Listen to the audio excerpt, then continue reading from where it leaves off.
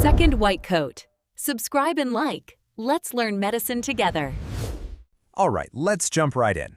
We're going to talk about the single most complex object in the known universe, and it's sitting right between your ears, your brain. Specifically, we're heading straight for the main control room, the place that holds your personality, your thoughts, and basically everything that makes you you. It's called the cerebral cortex. So, let me ask you a question. Where do you actually live? And I don't mean your street address. I mean you. Your personality, your memories, that inner voice you're using to listen to me right now. Where is all that stuff located? Believe it or not, the answer is right here. It's all packed into this incredibly thin, super wrinkled layer of tissue that's wrapped around your brain. That is the cerebral cortex. It's the command center for everything that is you. Okay, so how does this biological supercomputer actually work? To really get a handle on that, we've got to look at how it's built. So let's get into a little anatomy, starting with maybe the most obvious question. Why on earth is the brain so wrinkly? Well, those wrinkles are an absolutely brilliant evolutionary hack. Think about it. You have to cram a massive amount of processing power into a really small space, your skull. So what do? You fold it. The cortex is all folded in on itself. The raised parts, those ridges, are called gyri, and the little valleys or grooves in between, those are the sulci. It's a simple idea, but this folding trick is what gives the brain its massive surface area. And if we look a little closer, the cortex is made of two main kinds of stuff. You've got the gray matter, which is mostly on the surface. You can think of this as the actual computer processors. It's where all the thinking, the real computation happens. And then underneath that, you have the white matter. This is like all the wiring, a huge network of cables connecting all those processors together. So, to put it simply, gray matter processes, white matter connects. Okay, so you've got all this processing power. How is it organized? Well, let's take a tour of the major lobes. The best way to think about them is like different departments in a big company. Each one has a very specific and very important job to do.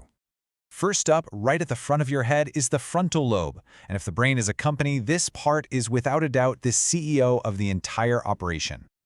It's the boss. I mean, think about what a CEO does. They handle all the big picture stuff, right? Planning for the future, making tough decisions, judging situations, controlling impulses.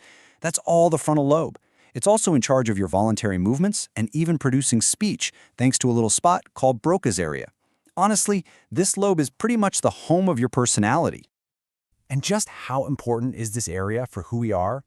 Well, there's this really famous and kind of grim story about a guy named Phineas Gage.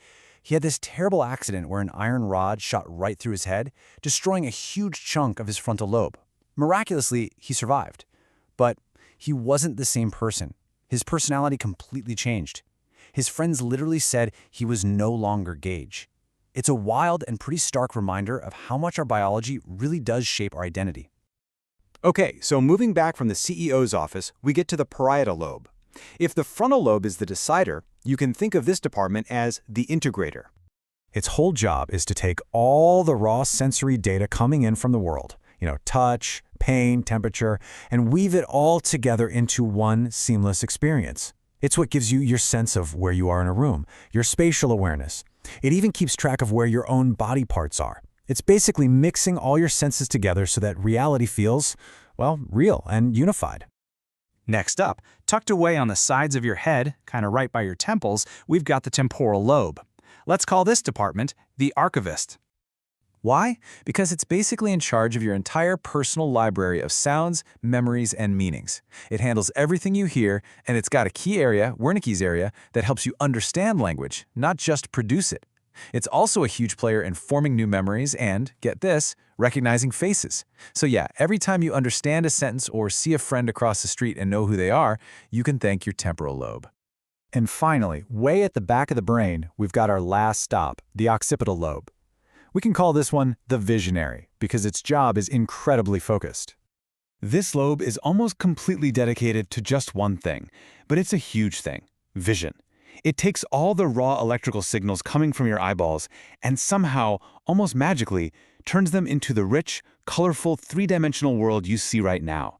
It doesn't just register light, it actually tells you what you're looking at.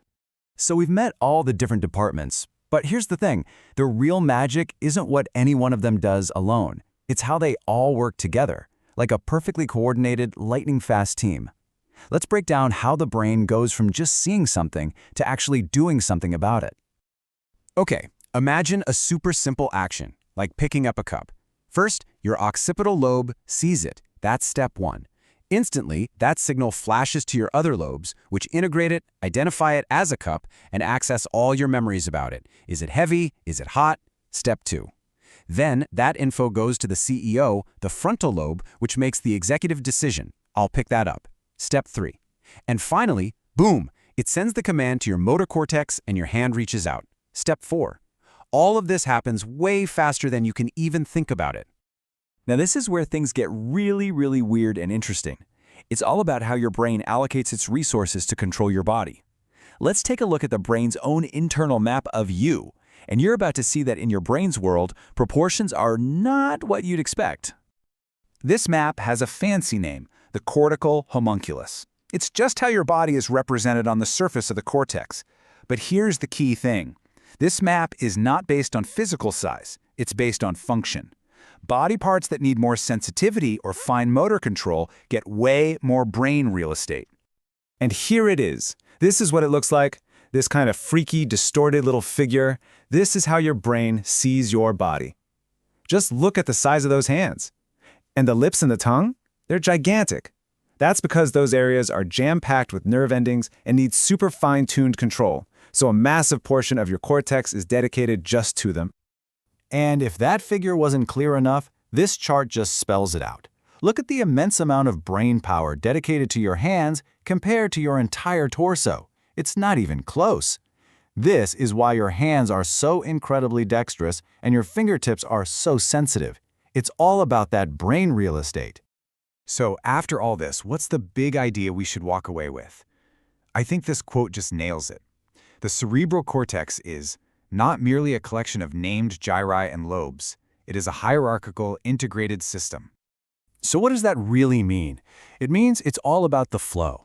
Understanding the brain isn't about memorizing a parts diagram. It's about appreciating the constant, dynamic flow of information, from sensory input to perception to thought, and finally to action. And that leaves us with a pretty mind-bending final thought to consider. If this unbelievably complex dance of information is what literally creates your reality, your personality, your entire sense of self, what happens when just one of those tiny connections changes?